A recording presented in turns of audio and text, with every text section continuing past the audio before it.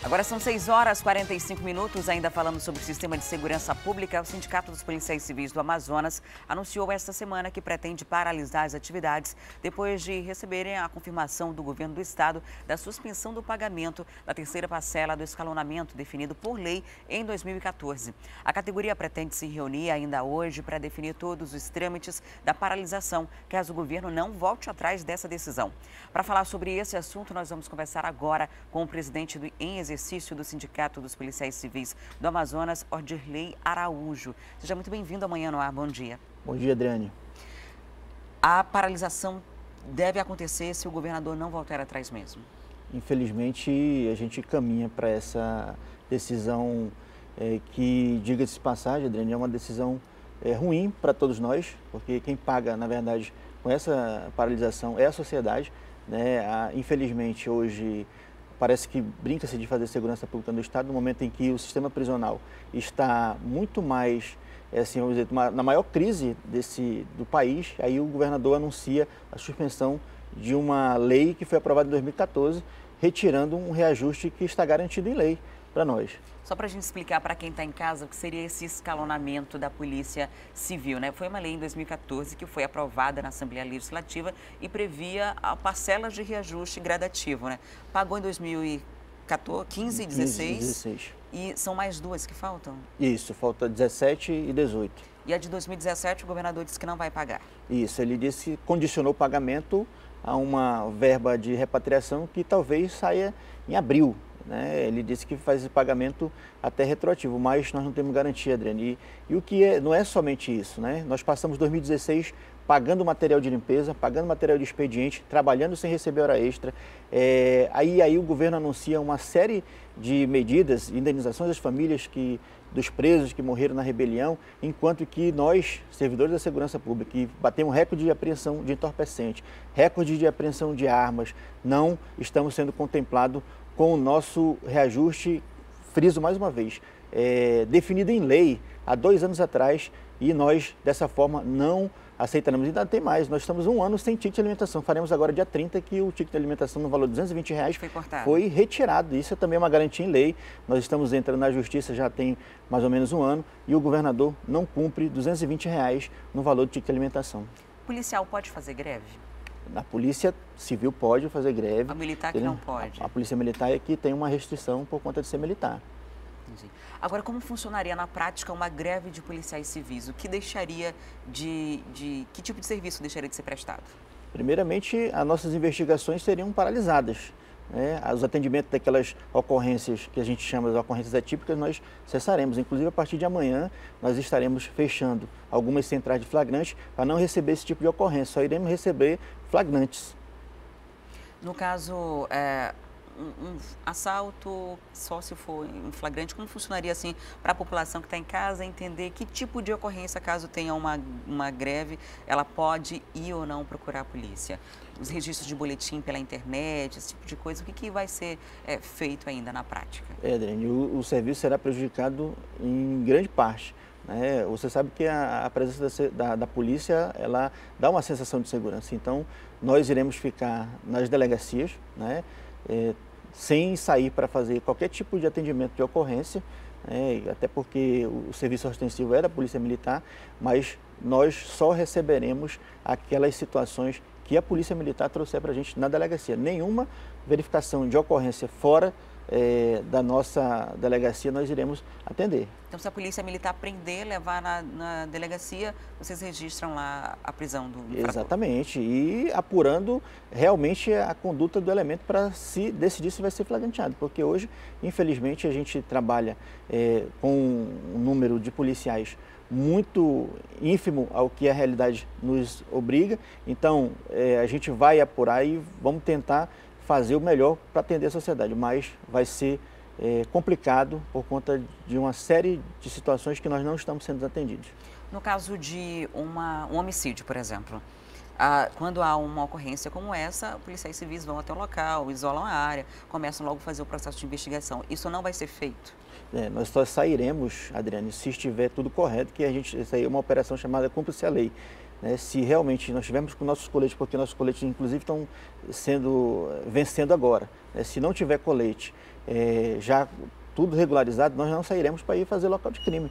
Infelizmente, esse é um preço que a população vai pagar muito caro por conta de uma irresponsabilidade do governo que não tem compromisso com a segurança pública. Qual é a situação hoje dos policiais civis? Você falou agora do colete, por exemplo. O que não tem, o que tem hoje? Quais são as condições de trabalho que vocês estão executando as atividades diariamente? Primeiramente, Adriane, nós, por exemplo, temos um efetivo muito aquém daquilo que nós necessitamos. Começa por aí. Nós estamos se redobrando. Colegas que trabalham hoje o dia todo são obrigados a ir para a operação à noite sem receber hora extra. Isso é extremamente prejudicial para a saúde do policial e para também o combate à criminalidade. Você precisa ter um policial motivado. Nós não temos papel de expediente na delegacia, o serviço de limpeza está suspenso há mais de 2 meses, nós não temos limpeza, os colegas estão pagando para fazer limpeza nas delegacias. Então, tudo isso acarreta uma insatisfação muito grande para a categoria. Então, aí nós havíamos acordado já com o governo que iríamos abrir mão de todos esses direitos para que em janeiro agora nós recebêssemos esse reajuste que para nosso salário não ser tão corroído. Nós temos 2 anos que não recebemos database. Tudo isso acordado com o governo. E agora o governo anuncia essa medida absurda, entendeu? Que prejudica e muito a população. Infelizmente, essa não temos condições de aceitar mais. Olha, eu já estive em algumas delegacias, né, e essa realidade de falta de infraestrutura é muito grande. Material de expediente, até para tomar água. O policial tem que comprar os copos, comprar a água do bebedouro para conseguir ter condições mínimas de trabalho, né?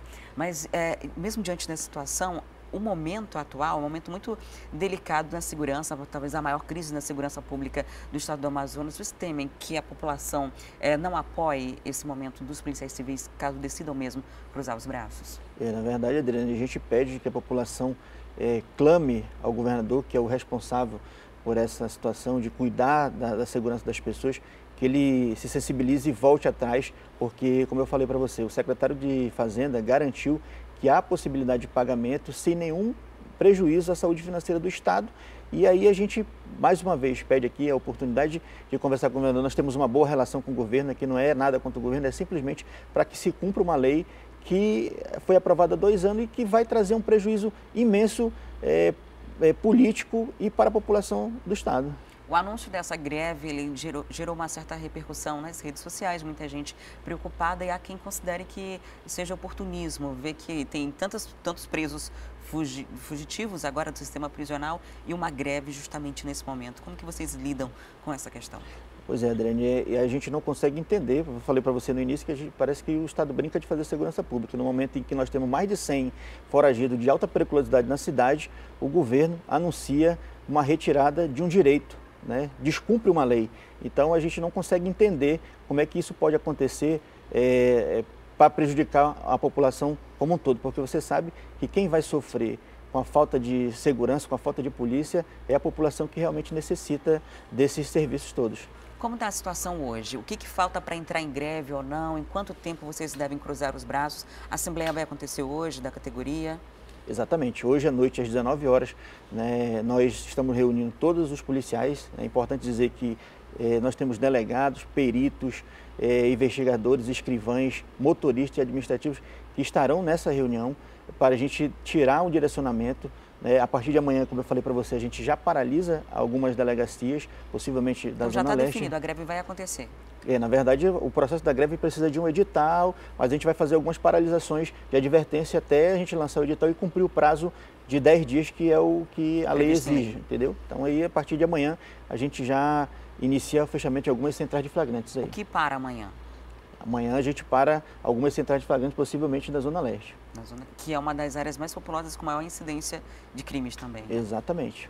Então, hoje se define essa assembleia e é por tempo indeterminado, se essa greve continuar depois do prazo legal que vocês pretendem seguir? Nós esperamos que o governador nos receba, né, faça uma reavaliação dessa decisão e, com certeza, volte atrás para que a gente possa continuar os nossos serviços prestando à população. Dirley, a gente também espera que haja um entendimento para que essa paralisação não aconteça, essa greve não vá à frente, que o governo reconsidere aí, é um direito, é uma lei aprovada pela Assembleia Legislativa em 2014, é o escalonamento, então é uma recuperação de uma perda que já aconteceu lá atrás, e aí são 4 anos e precisa ser pago em 2017 e 2018 também. A gente espera que esse dinheiro saia e que haja um entendimento entre a categoria e Estado, que essa greve não aconteça. Muito obrigada por ter vindo até Amanhã no Ar. Muito obrigado, Adriane. Nós é que agradecemos. Nós recebemos hoje o presidente de exercício do Simpol, Ordilei Araújo, falando dessa paralisação que pode acontecer a qualquer momento. E está prevista para amanhã de hoje a chegada da presidente do Supremo Tribunal Federal e do Conselho Nacional de Justiça, a ministra Carmen Lúcia. O repórter Danilo Alves está próximo ao aeroporto de Ponta Pelada, que fica na base aérea de Manaus, o local onde a ministra deve chegar a qualquer momento. Oi, Danilo, já existe alguma confirmação, alguma movimentação por aí sobre a recepção da presidente do Supremo? Já se sabe qual a agenda dela aqui na cidade? Oi, Adriane. Pois é, nós estamos agora posicionados aqui no aeroporto Ponta Pelada, na zona sul da cidade, onde nós estamos aguardando a chegada da ministra Carmen Lúcia. Ela está prevista para chegar às 7h20 o voo, ela deve pousar bem aqui mesmo nessa pista de pouso. Nós da imprensa não tivemos acesso ao aeroporto, nós estamos aqui posicionados justamente por conta da segurança. O governador José Mello deve também acompanhar a ministra até o Tribunal de Justiça do Amazonas, onde às 8h15 deve ser realizada aí uma reunião com alguns presidentes dos tribunais de justiça, onde supostamente a facção criminosa Família do Norte tem atuação justamente na criminalidade. Esses são os presidentes tanto do Amazonas, Acre, Roraima, Rondônia e Pará. E provavelmente os tribunais também do Maranhão, Piauí e Rio Grande do Norte devem estar presentes nessa reunião. Não está prevista nenhuma relação em que ela possa ir para os presídios. A gente acompanha aqui rapidinho a movimentação. Nesse momento chega o presidente do Tribunal de Justiça do Amazonas, Flávio Pascarelli. Ele acaba de chegar aqui, provavelmente também deve recepcionar a presidente do STF e do CNJ. A gente sabe que a prioridade da Carmen Lúcia, da ministra, é justamente ver esse sistema carcerário aqui do Amazonas por conta da chacina do massacre do Compage. Ela esteve reunida ontem com o ministro da Justiça, Alexandre de Moraes, onde apresentaram um relatório sobre a situação tanto do Compage, tanto do todo o sistema carcerário aqui do estado, e hoje ela deve refletir e conversar para decidir medidas emergenciais tanto no sistema judiciário quanto provavelmente também na Secretaria de Segurança Pública. A gente ela no caso ainda não se pronunciou sobre as mortes no Compage e toda essa situação que tem ocorrido, porque não foi só aqui no Amazonas em que houve essa situação, que repercutiu essa situação aqui. Tanto nos outros presídios, principalmente no Norte e no Nordeste, houve também princípios de motim, rebelião, mortes com presidiários por conta de brigas de facções rivais, e é tudo isso que ela vai falar aqui com todos esses presidentes dos tribunais de justiça, para também dar mais uma celeridade nesses processos, né, de todos esses presos. Como eu disse, a previsão de chegada dela é às 7h20, daqui ela sai direto para o Tribunal de Justiça e ela lá deve conceder uma entrevista coletiva logo após a reunião. A gente tem a confirmação da Secretaria de Estado de Comunicação aqui do Estado de que ela provavelmente deve falar antes, mas o que foi passado para a gente antes é que ela vai falar só após a reunião com os presidentes dos tribunais. A gente fica no aguardo aqui da chegada da presidente. Adriane. Ok, Danilo, muito obrigada pelas informações. A ministra Carmen Lúcia chega aqui a Manaus hoje, daqui a pouquinho, né, às 7h20, e essa visita já estava prevista, né? Veio a calhar que houve a rebelião, mas era o encontro do judiciário, né, com os presidentes dos tribunais de justiça do Norte e de parte do Nordeste, que já estava programado para acontecer hoje aqui no Amazonas, mas veio a calhar porque a presidente do Supremo Tribunal Federal é também presidente do Conselho Nacional de Justiça, que visita os presídios em todo o país. E isso deve acontecer aqui em Manaus também para fazer uma espécie de diagnóstico. Inclusive foi o CNJ que por várias vezes condenou a cadeia pública Raimundo Vidal Pessoa e exigiu a desativação dessa cadeia, que acabou voltando a funcionar essa semana depois da rebelião no Compage. E a Ordem dos Advogados do Brasil, Seccional Amazonas, apresentou à Justiça uma ação civil pública contra o Estado. O motivo foi a ausência de ações concretas na tomada de decisões emergenciais quanto ao quadro penitenciário do Amazonas. Quem vai dar mais detalhes sobre esse assunto para a gente agora é a repórter Carol Queiroz. Olá, Carol. Qual foi o prazo que o governo terá agora para se pronunciar sobre essa ação? Oi, Adriane, bom dia para você, bom dia a todos que nos acompanham. 72 horas, viu, Adriane? Esse é o prazo que o Estado tem para se pronunciar. Para falar um pouquinho mais sobre essa questão, eu vou conversar agora com o Cândido Neto, que é conselheiro da OAB, e que vai explicar um pouquinho mais para a gente, né, Cândido? O que consta nesse documento? Essa ação diz respeito a quem que cita o Estado? Bom dia a todos. Essa ação é uma ação civil pública que foi ajuizada pela Ordem dos Advogados do Brasil, na pessoa do seu presidente, Marco Aurélio de Lima Choy, e os conselheiros federais, Beto Simonetti, Diego Dávila, e o membro da comissão, presidente da Comissão de Direitos Humanos, Dr. Epitácio Almeida, e visa garantir os direitos que estão previstos tanto na Constituição quanto na Lei de Execução Penal, com relação à questão do sistema carcerário. Pontuando mais, Cândido, sobre o que consta nesse documento, eu vi vários pontos, né? Eu dei uma lida, vi vários pontos sobre direitos humanos, a questão de condições de quem está encarcerado, a questão dos profissionais que trabalham nesses lugares, os agentes penitenciários, e também sobre um plano de ação, né, do Estado, que o Estado cumpra aí ou faça num prazo aí o plano de ação para esse sistema, não é verdade? Exatamente, são vários pleitos que foram feitos pela OAB e eles dizem respeito a exatamente essas questões relacionadas aos direitos do preso, mas também a segurança e a valorização dos profissionais que trabalham no sistema carcerário, aqueles agentes públicos que estão ali correndo riscos para garantir, né, que o sistema carcerário possa prestar um bom serviço a essa população carcerária. E a segurança tanto de advogados quanto de familiares e todos aqueles que visitam diariamente ali os presídios, as cadeias públicas da capital.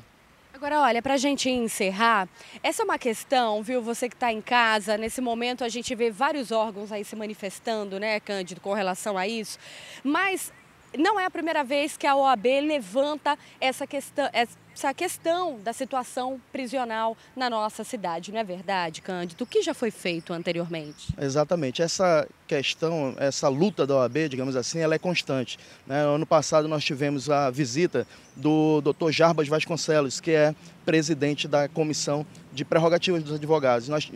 Nessa oportunidade, nós fizemos uma visita à cadeia pública Vidal Pessoa, que já era para ter sido interditada há bastante tempo, já era para ter sido desativada há bastante tempo, e só após essa intervenção, o CNJ ele tomou as providências para que realmente essa interdição, né, exatamente, que acontecesse a desativação da cadeia pública Vidal Pessoa. Nessa mesma oportunidade, tivemos uma reunião com o Dr. Pedro Florencio, o secretário da SEAP, que é a Secretaria de Administração Penitenciária, e nós fizemos várias reivindicações relacionadas a essa questão da segurança nos presídios especificamente. Bom, é isso, viu, Adriane? Essas são as informações. Como eu disse anteriormente, o Estado tem 72 horas para se manifestar. Eu volto com você. Muito obrigada, Carol, pelas informações. A gente vai aguardar essas 72 horas para saber o que o Estado vai dizer diante dessa crise toda. E para você que começou a acompanhar o Manhã no Ar agora, a gente preparou um resumo das principais notícias até aqui. Confira. Força Tarefa identifica detentos responsáveis pelo massacre no Compage. Até agora, 7 pessoas são apontadas como líderes da briga entre facções que deixou 56 presos mortos. Entre eles está o Márcio Ramalho Diogo, o Garrote, um dos líderes da família do Norte. Peritos continuam o trabalho de reconhecimento e liberação dos corpos das vítimas da rebelião no Compage. Dos 56 mortos no confronto, 22 corpos ainda precisam ser identificados. Cerca de 100 mil pessoas são prejudicadas com paralisação surpresa dos rodoviários nesta quarta-feira. A empresa Eucatu parou por pelo menos 2 horas, causando transtornos aos usuários do transporte coletivo na zona norte da cidade. Outra empresa que também paralisou os trabalhos foi a Aviação São Pedro, que atende as zonas oeste e centro-oeste de Manaus. Por lá, 30 mil usuários foram afetados. Sinetran anuncia mudança no processo de recadastramento e novos pedidos para cartão da meia passagem estudantil. A partir do dia 16 de janeiro, data de início do processo, todos os dados devem ser registrados pela internet. A gente faz um intervalo e volta daqui a pouco. Tem interação ao vivo do Manhã no Ar com a Rádio A Crítica. Eles estão ao vivo na 93.1 FM. E um dos assuntos vai ser peritos do IML, que também ameaçam cruzar os braços. Não são apenas os policiais civis das delegacias do IML também. A gente traz esses detalhes daqui a pouquinho. Não sai daí.